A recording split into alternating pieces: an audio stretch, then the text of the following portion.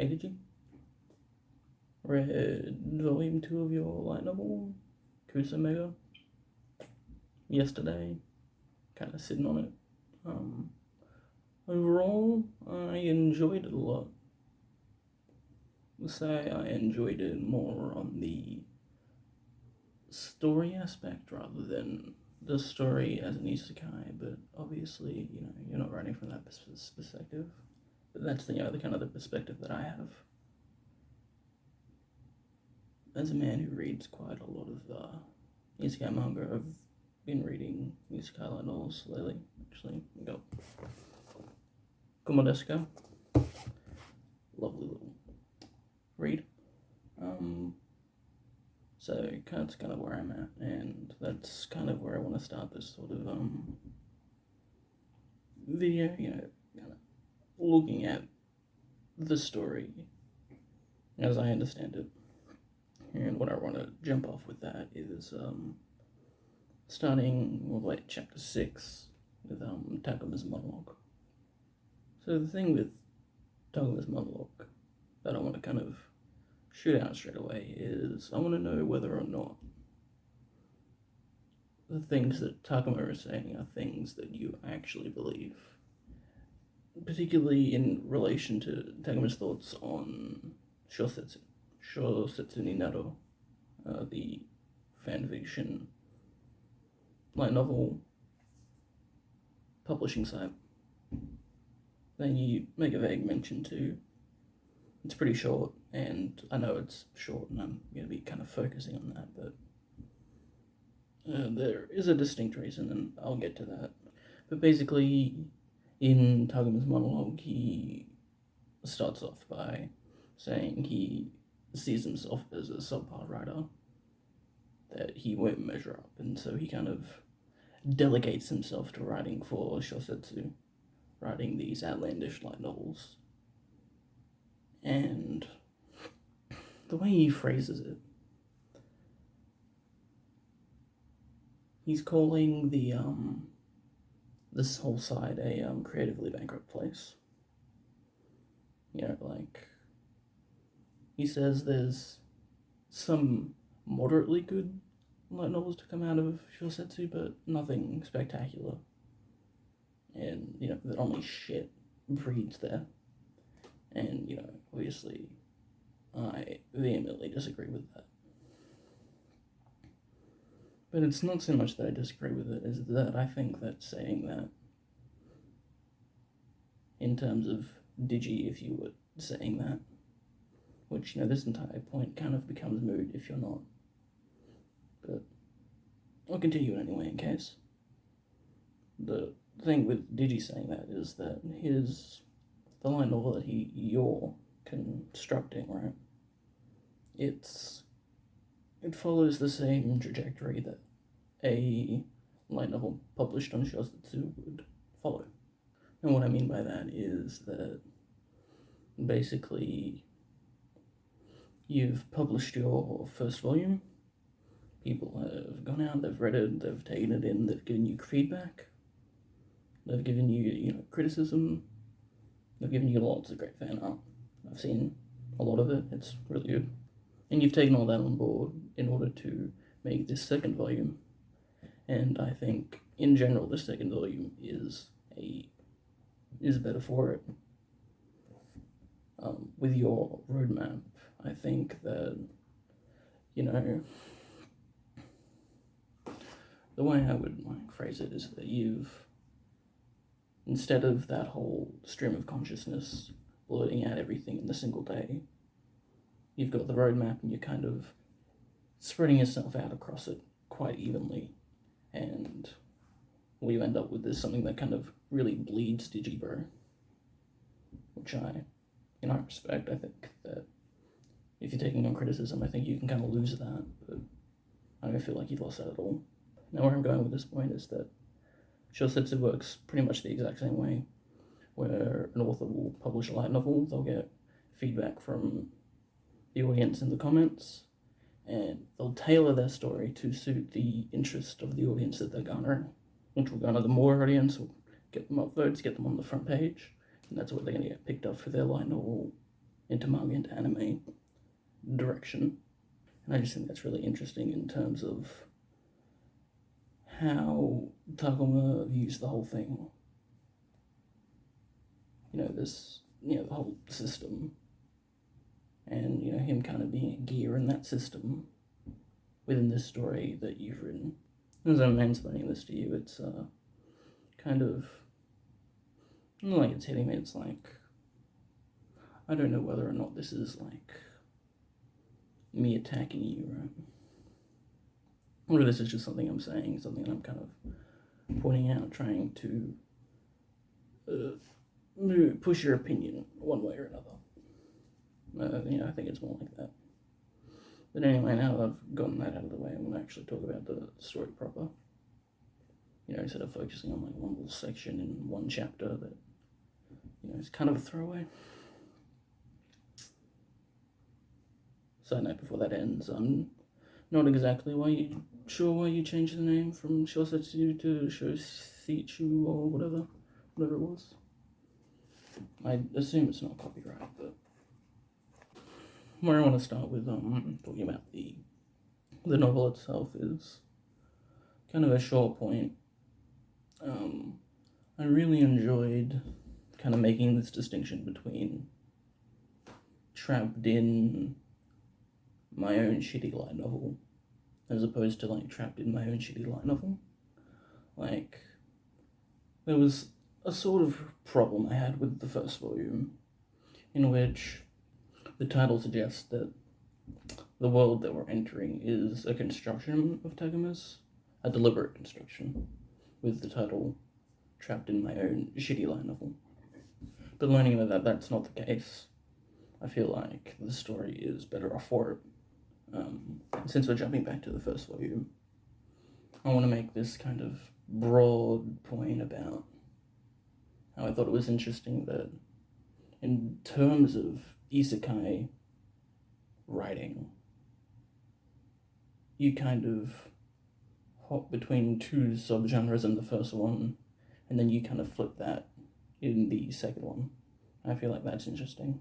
And what I mean by that is, in the first volume, you've set Takuma up kind of as this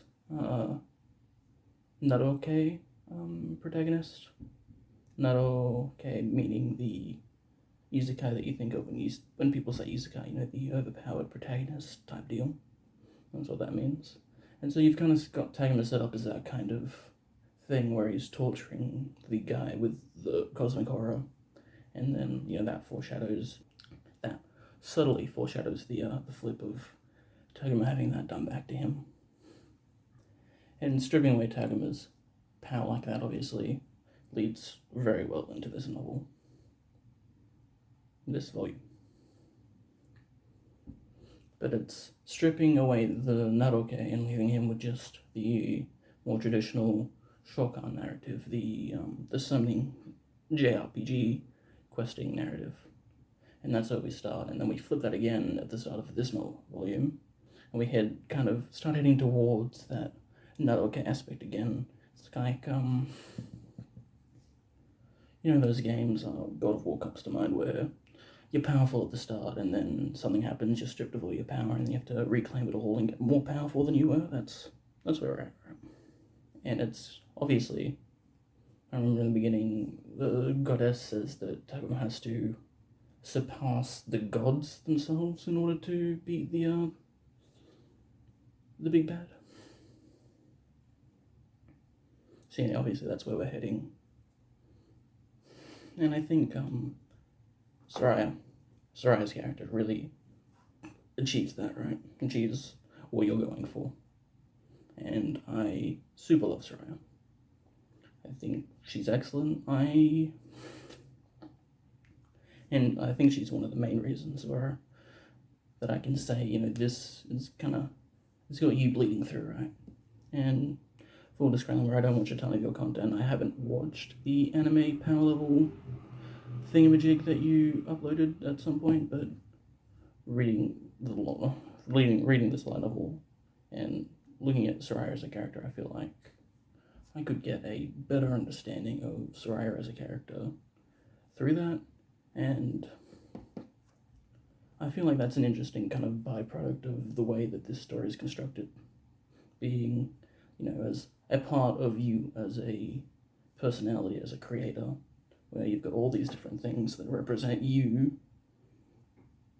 So you can take these things from everywhere and kind of link them together and discover, kind of really delve into you as a person, which I think may or may not be the point of what you're trying to do.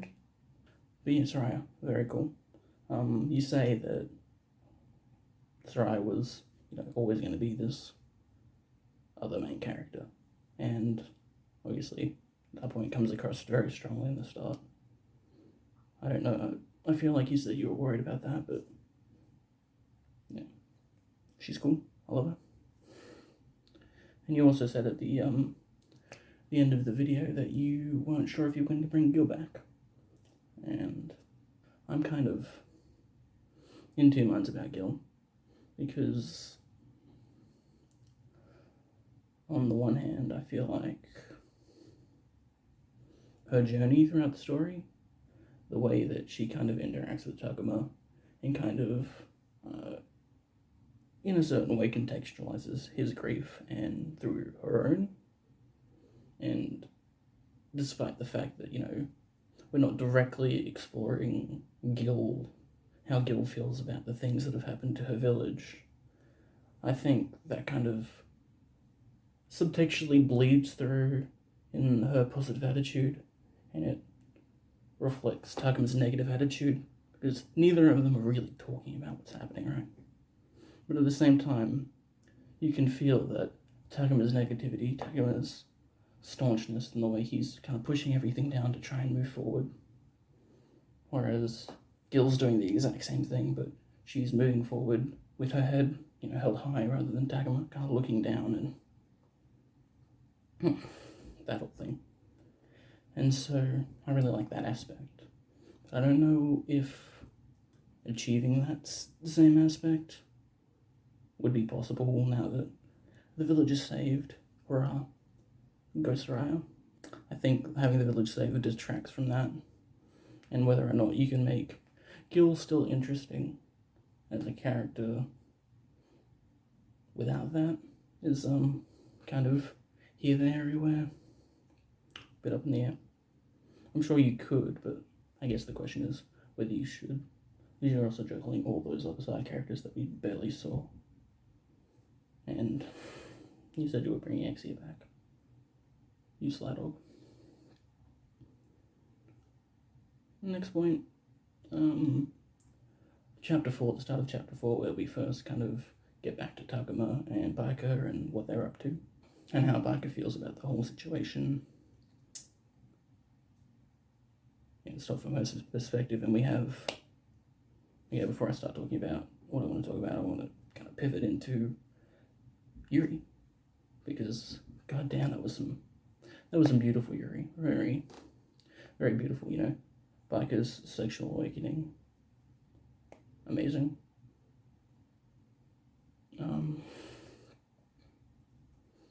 Speaking of which, I didn't mention one thing about Soraya that I particularly liked, and that's kind of the fact that it's told from her perspective, because, from the outside, I think the way that you would tell the story, if you weren't telling it from Soraya's perspective, it would be, she would come across as more of a kudere than she actually is, and that is, I think, honestly, kind of like, it really hits me, right, because I think it kind of highlights the disconnect that we have with those kinds of characters, that there's no true understanding, and then we have this true understanding with Soraya, that we know exactly what she's feeling and how she expresses her emotions.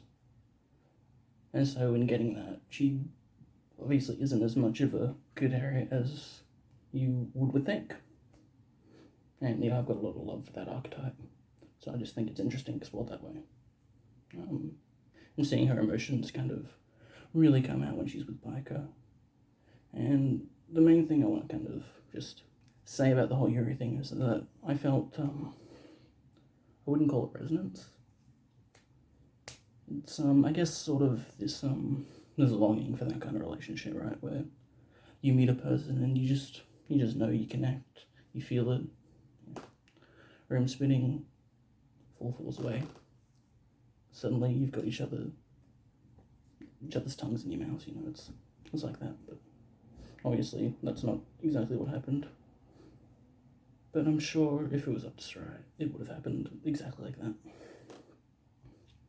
Go back to chapter 4, talking about Takuma in this kind of depressive spiral where he's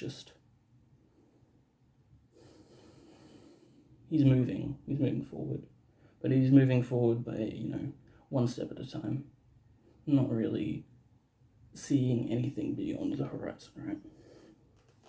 And what that really reminded me of was this, there's this isekai story, isekai manga, called Mushoku Tensei, and I don't know if you've read it or not. Maybe, it's a popular one. And the story starts off with this fat otaku, who is, the best description I would say is, in Welcome to the NHK, the fat otaku that lives with his sister that's constantly demanding meals and all that and has a tantrum when people see him, that's the kind of guy the protagonist of Mushoku Tensei is, right?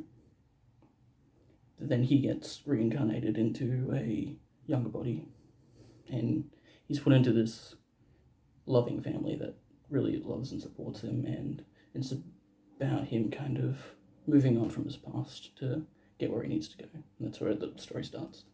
And I feel like you can draw a lot of parallels between Takuma's journey in this volume and that story. And, you know, I just feel like it's interesting as you as a person who, I guess in my opinion, doesn't really respect isekai that much. I know that you can give it the time of day, but more than that, it's not really something you're interested in, which is perfectly fine, but each their own, right? So that's that. I feel like that's everything I kind of wanted to say about things in general. Overall, I felt like the story was more cohesive, but I feel like I enjoyed the first volume more because it was more of a stream of consciousness type deal where you're kind of spreading everything out onto the page and really getting it in there, kneading it in, and it's haphazard and it's beautiful to look at, whereas with this one you've got your roadmap and you're kind of pouring yourself more evenly across it, where, you know, it's like deliberate construction, right? And, you know, things are happening deliberately as a result of the things that you want to happen to get from point A to point B, whereas with the first one you're kind of going out and you're exploring the character, and the story is a result of that. Overall, I would be willing to kickstart this project with the caveat that I understand where you're at with the stuff I said at the beginning, the shortcuts and stuff, because I just don't feel like it would be appropriate, beneficial, words like that, to support your project on the basis of it, you know, being an isekai light novel where there's so much derision pointed at light novels.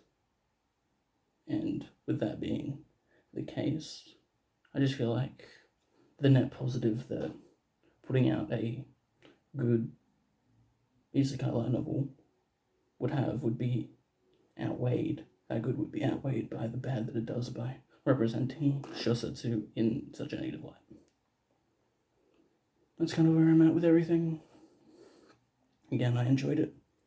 I enjoyed reading it. I look forward to Volume 3. Whenever that comes out, however many months it takes. So yeah, thanks for watching if you watched it, Digi. Thank you very much.